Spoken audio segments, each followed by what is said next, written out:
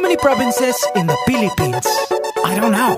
How many? Believe it or not, 81. Abra, Kalinga, Aurora, Laguna, Maguindanao, Ifugao, Isabela, Aklan and Basilan, Sulu, Biliran, Leyte, Cagayan, Bulacan and Palawan, Batanes, Batangas, Bohol, Guimaras, Agusan del Norte, Agusan del Sur, Capiz, Cavite, Bataan, Masbate, Ilocos Norte, Ilocos Sur, Tarlac, Tawi-Tawi, Cebu, Sarangani, Camarines Norte, Sorsogon, Compostela Valley, Quezon, Zambales, Camarines Sur and Bukidnon, Zamboanga, Sibugay and Del Sur, Albay, Zamboanga del Norte din. There's Pampanga, Nueva Ecija, Nueva Vizcaya and Camiguin. These are the Philippine provinces. Every Pinoy in the world comes from one of them. Mabuhay! These are the Philippine provinces. There are 7,107 islands. Davao Oriental and Occidental, Davao del Sur, Davao del Norte, Negros Oriental and Occidental, Siquijor Mountain, Southern Leyte, South Cotabato, Catanduanes, Sultan Kudarat, Pangasinan, Misamis Oriental, Iloilo, Nogon Samar and the eastern one, Surigao del Norte and del Sur, Misamis Occidental, Samar, Lanao del Norte and del Sur, Oriental Mindoro and Rizal, Benguet Antique and Marinduque, Dinagat Islands, then Romblon, Quirino Apayao and Cotabato, Occidental Mindoro, La Union.